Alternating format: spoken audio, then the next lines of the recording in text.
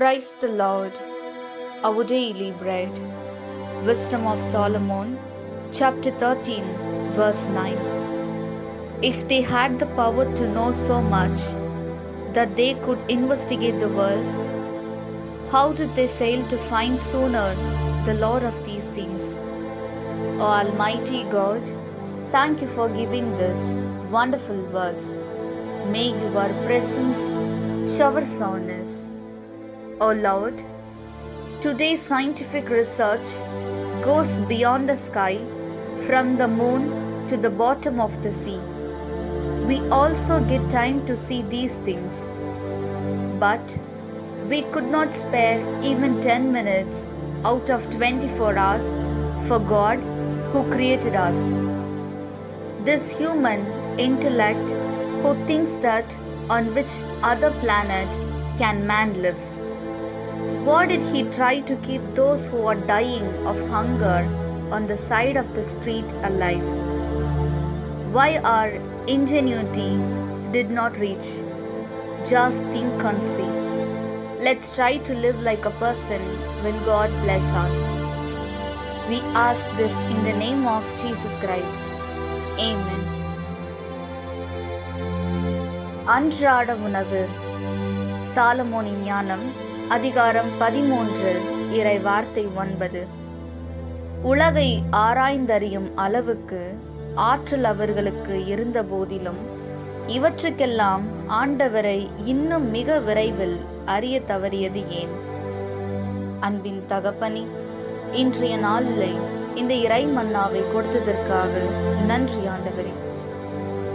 இறைவா, இன்று அறிவியல் ஆராய்ச்சி விண்ணை தாண்டி நிலா முதல் கடல் அடிமட்டம் வரை சென்று கொண்டிருக்கின்றது. இவற்றை காண்பதற்கும் நமக்கு நேரமும் கிடைக்கின்றது. ஆனால் நம்மை படைத்த கடவுளுக்கு 24 மணி நேரத்தில் ஒரு 10 நிமிடம் கூட நம்மால் ஒதுக்க முடியவில்லை.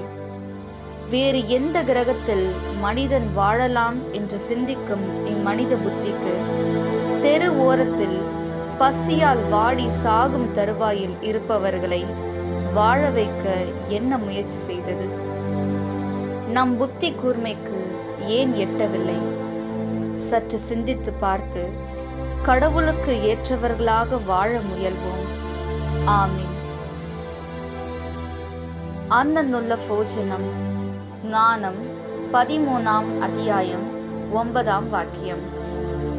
ലോകത്തെ ആരാഞ്ഞ ഇത്രയുമറിയാൽ കഴിഞ്ഞെങ്കിൽ ഇവരുടെയെല്ലാം ഉടയവനെ കണ്ടെത്താൻ വയ്ക്കുന്നത് എന്നുകൊണ്ട്.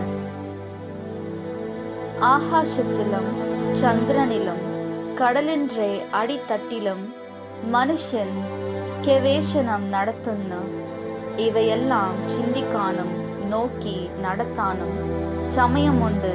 എന്നാൽ നമ്മെ സൃഷ്ടിച്ച കർത്താവിനോ 24 മണിക്കൂറിൽ 10 നിമിഷം പോലും മാറ്റി വയ്ക്കുവാൻ കഴിയുന്നില്ല.